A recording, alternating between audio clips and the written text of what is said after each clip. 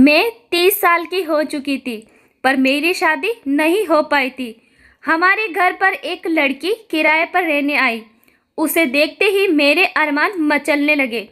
एक रात मेरे घर पर कोई भी नहीं था, तभी मैंने बहाने से उसके घर पर चला गया, पर उसके लैपटॉप में नज़र पड़ते ही मेरे तो होश उड़ गए। वह हबीबी काबू होकर मुझे अपनी बाहों में भर लिया। कहा, चलो हम भी ऐसा करते हैं। और फिर अपने हाथ मेरे तो नरम नरम।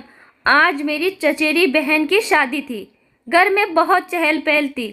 सब लोग भाग भाग कर काम कर रहे थे। काफ़ी सारे मेहमान आए हुए थे। तभी मेरा दोस्त मेरे कमरे में आ गया। कहने लगा, शीला की भी शादी हो रही है। वह तो तुमसे 5 साल छोटी है। तेरी चाची ने अपनी दोनों बेटियों की शादी करवा दी, पर तुझे कंवारा ही बैठा रखा है। यार जिग्नेश, 30 साल का हो गया है तू। अब धीरे धीरे तेरी जवानी भी ढल जाएगी। मुझे नहीं लगता तेरी चाची तेरी शादी करवाएंगे। शादी में तू किसी अच्छी लड़की को नहीं ढूंढ लेता। मेरे दोस्त की ये बात सुनकर मैं उदास हो गया। मेरे दोस्त के 2 बच्चे भी हो गए थे और मैं अब तक कुंवारा था। अगर मेरे मम्मी पापा जिंदा होते तो अब तक तो मेरी शादी करवा देते। मेरा अपना घर बस जाता, मेरे बच्चे होते। पर मेरे मम्मी पापा के गुजर जाने के बाद चाचा चाची मुझे अपने साथ ले आए। उसके बाद से ही घर के सारे काम की जिम्मेदारी मुझ पर सौंप दी। उनकी बेटियों बड़ी आराम से रहती थी, पढ़ाई लिखाई करती थी, पर मेरी पढ़ाई तो इंटर के बाद बंद हो गई। मैं कॉलेज ना जा सका। अगर कॉलेज जाता तो कहीं नौकरी भी लग जाती। यूँ घर पर मुझे नहीं बैठना पड़ता। पर मैंने नौकरी की तलाश भी की थी, कहीं मुझे कुछ नहीं मिल पाया। मैं तैयार होने लगा था। मैं अपना चेहरा आईने में देखा तो सोचने लगा, मुझ में बात नहीं है। बढ़ती उम्र के साथ मुझे कौन पसंद करेगा। आंसू की एक बूंद मेरी आंख से बहने लगी। मैंने सोचा, मेरे दोस्त की बात सुन लेता हूँ। मेरे दोस्त मेरे पीछे आगे कहने लगे, तू अपना मन छोटा मत कर, मेरी सलाह मान। मुझे पूरा यकीन है तेरी चाची तेरी शादी नहीं करवाएंगे। यूँ ही तुझे घर का सारा काम करवाते रहेंगे। उनका तो कोई बेटा नहीं है। बूढ़ापे में तुझे ही सारा बनाएंगे। तेरी चाची शादी पर एक भी पैसे खर्च नहीं करेगी। मेरा दोस्त की बात मुझे सही लगने लगी। मैंने कहा, ये सब मेरी किस्मत है। उसने कहा, तू अपनी किस्मत बदल सकता है, बस तुझे अपनी अदाओं से एक लड़की को फंसाना है। मैंने कहा, मैंने ये सब कभी नहीं किया। उसने कहा, तो सीख जाएगा, ये सब अंदर से ही आता है।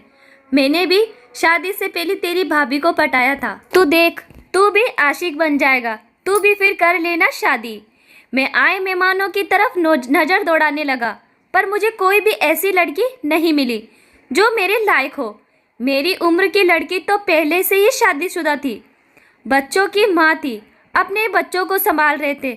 मैंने सोचा, मैं किसी का घर नहीं उजाड़ना चाहता, पर जितने भी लड़की कुंवारी थी वो उम्र में छोटी थी। मुझसे बात करती थी तो मुझे अच्छा तो लगता, पर अपने से छोटी उम्र की लड़की से मैं शादी नहीं करना चाहता। मेरी छोटी बहन भी विदा होकर चली गई। अब घर पर चाचा चाची और मैं ही रह गया था। घर का सारा काम मैं संभालता था। एक दिन चाचा ने कहा कि हमने नया किराएदार रखा है, उसे पानी की बोतल देकर आओ। मैं पानी की बोतल लेकर आया। जब किराएदार ने दरवाज़ा खोला तो उसे देखकर ठिकाना नहीं रहा। वह काफ़ी ही सुंदर लड़की थी। मैं उसे देखता ही रह गया, कुछ करना ही भूल गया। उसने कहा, क्या बात है? मैंने कहा, मकान हमारा है, मुझे चाचा जी ने भेजा है। मैं तुम्हारे लिए पीने का पानी लेकर आया हूँ। तुम आज शिफ्ट हुए हो, इसी वजह से। चाचा ने कहा है आज का खाना भी वह भिजवा देंगे ताकि तुम्हें तकलीफ़ न हो। वह लड़की मेरा शुक्रिया अदा किया, मुझे अंदर आने को कहा, पर जाने को क्यों मुझे घबराहट सी होने लगी। मैंने कहा, मुझे खाना बनाना है, ऊपर जा रहा हूँ। मैं भागता हुआ सीढ़ियों से चढ़ने लगा। मुझे मेरी चाची का डर था। मेरी चाची को पता लग गया कि अनजान लड़की से बात कर रहा हूँ तो मुझे बहुत डांटेंगे। जब खाना बन गया तो मेरी चाची ने कहा, मुझे और संजना उस लड़की को रोज़ ब्रेकफास्ट और डिनर देना है। वे उसके भी पैसे दे रही है। वे लड़की अकेली रहती है, इसी वजह से खाने का भी कॉन्ट्रैक्ट किया है। मैं मन ही मन सोचने लगा कि मेरी चाची तो खाना बनाती नहीं है, मुझे एक और लड़की का एक्स्ट्रा खाना बनाना पड़ेगा। चाची के सामने खाना लेकर उसके पास चला गया। जब भी मैं उसके पास जाता मेरे अंदर एक अजीब सी हलचल होने लगती। उस लड़की को टाइम उससे खाना देने जाता था, उससे मुलाकात होती, कई बार मुझे घर के अंदर आने को कहती, पर डर के मारे कभी उसके घर पर नहीं जाता। उसके घर पर मैं आज तक किसी को नहीं देखा था, शायद अकेली ही रहती थी। कभी कभी तेज करके गाना लगा देती थी। कभी कभी उसके घर के बाहर मैं बैठकर शराब पीता था। वे अपनी मौज मस्ती में रहती, न जाने कहाँ काम करती थी। एक दिन मैंने अपने दोस्त गोपाल को उस लड़की के बारे में बताया तो गोपाल कहने लगा, इसे फंसा ले, मैं तुझे बताता हूँ लड़कियों को कैसे फंसाते हैं। उसकी बात सुनकर तो मैं डरने लगा। कहीं गोपाल तुम अपना तरीका मुझे न बताओ। उसने कहा, तेरी भी तो अपनी ज़रूरत है, उसे भी तो पूरा करना पड़ेगा ना। तेरी चाची सारी ज़िंदगी यूं ही घर का काम कराती रहेगी। उसकी बात सुनकर मैं घर चला गया और उसकी कई बातें मेरे दिमाग में घूम रही थी। एक दिन मेरी चाची ने मुझे बुलाया और कहा, आज हम शादी में जा रहे हैं, कल सुबह तक वापस आएंगे। तुम नीचे जाकर संजना को खाना पहुंचा देना, भूलना मत। मैंने कहा, जैसा आप कहे, और संजना के लिए खाना बनाया। फिर सोचा संजना को जाकर दे आता हूँ। जाने क्यों आज मेरे दिल में अजीब सी हलचल होने लगी थी। घर पर सिर्फ मैं अकेला था। आज घर चाची नहीं थी, मेरे पास अच्छा मौका था। गोपाल की कई बातें मैं सोचने लगा। मैंने सोचा, क्यों न इस मौके का फ़ायदा उठाया जाए। मैं यूँ अकेला कब तक रहूँगा। इसी विचार से मैंने उसके घर की एक्स्ट्रा चाबी ले ली और बाहर से ही आज दरवाज़ा खोल दिया। मैं चुपके से उसके घर पर आ गया था। उसे सरप्राइज़ देना चाहता था, पर मुझे नहीं मालूम था कि मुझे ही झटका लगने वाला है। घर पर बिल्कुल अंधेरा था। मुझे लगा उसके कमरे से रोशनी आ रही थी। जब मैं इसके कमरे के सामने आया तो उसके कमरे की लाइट बंद थी। शायद लैपटॉप की रोशनी थी और कुछ काम कर रही थी। आवाज़ मेरे कान में आई। ना जाने क्यों मुझे डर नहीं लगा। ये फिर मैं लैपटॉप लेकर मूवी चला दी। उसने कहा, ये तुम क्या कर रहे हो? तुरंत इसका मुंह बंद कर दिया और लाइट जला दी। सामने का मंजर देखकर वो डर गई। वे लड़की भी बिल्कुल चौंक गई। मेरी नज़र उसके सुंदर बदन पर पड़ी तो मैं शॉक्ड हो गया और वो हिल भी नहीं पा रही थी। मैंने कभी सपने में भी नहीं सोचा ये लड़की इतनी प्यारी थी। मैं सोचने लगा, सब मेरी गलती है, मुझे लॉक करके आना चाहिए था। मैं गलत वक्त पर आ गया। वो मेरी तरफ देख रही थी। फिर से अपने लैपटॉप को बंद कर दिया।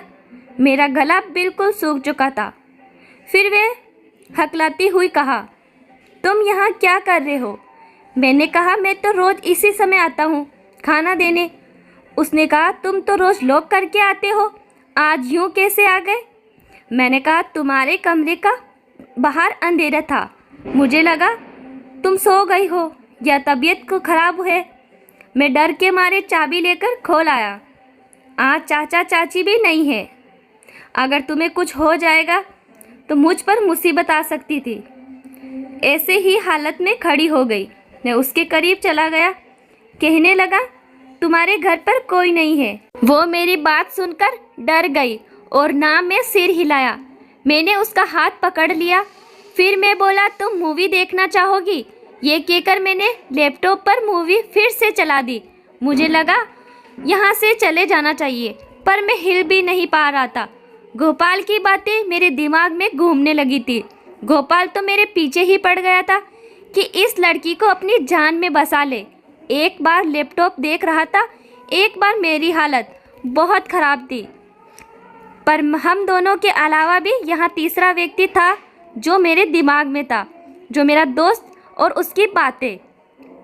तेरी शादी कभी न होगी, जाने क्या हो गया। मैंने हाँ में सिर हिला दिया। उसने कहा, पर मैंने ये सब कभी नहीं किया, मैं तो अब तक कुंवारी हूँ। मैंने कहा, मैं सब सिखा दूँगा। कहकर मैं उसके करीब आ गया। मैंने उसे बाहों में भर लिया। पूरी रात बिताने के बाद मैं अपने घर गया। मैं आईने के सामने खड़ा हो गया। मैंने अपनी शक्ल देखने लगा। ये कौन सा कांड कर दिया। मेरी चाची को पता लग जाएगा तो मुझे घर से निकाल देगी। ये लड़की तो बहुत प्यारी है, ये तुझसे शादी नहीं करेगी और ना ही कोई दूसरी लड़की। तभी घर की बेल बजी। मैं डर गया कि कहीं मेरी चाचा चाची नहीं तो आ गए।